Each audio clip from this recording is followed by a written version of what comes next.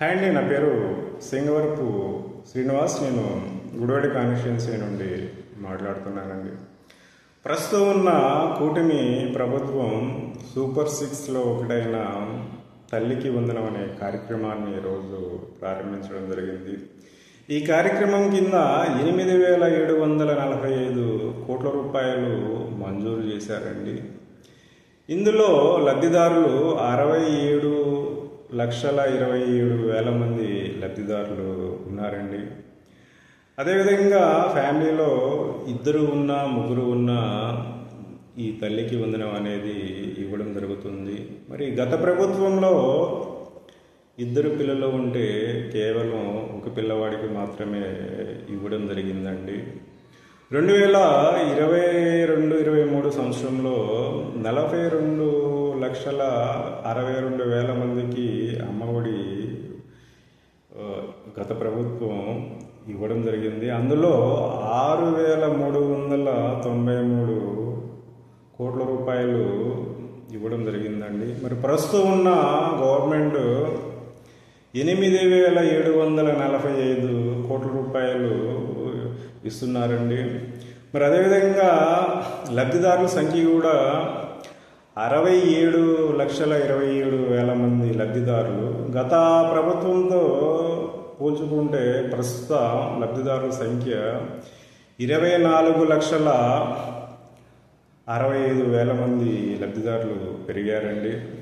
అదనంగా 2,300 కోట్ల రూపాయలు భారం కూడా ప్రస్తుతం పెరిగింది.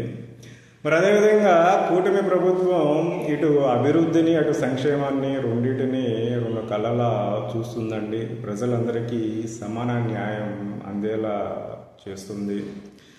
మరి రానున్న రోజుల్లో మెగా డిఎస్సిని తీయడం జరుగుతుంది. ఈ మెగా డిఎస్సి వల్ల 16,334 పోస్టులు ఉన్నాయండి. ఈ పోస్టులని రానున్న కొద్ది రోజుల్లోనే తీయడం జరుగుతుంది. మరి అదేవిధంగా ఆగస్టు 15న ఆడవాళ్ళకి ఫ్రీ బస్ సర్వీస్ని ప్రారంభించడం జరుగుతుందండి. నెక్స్ట్ రానున్న రోజుల్లో యువతకి 2 లక్షల ఉద్యోగాలు కల్పించాలనే ఒక ధ్యేయంతో ఒక ప్రణాళికను రూపొందించడం జరిగిందండి.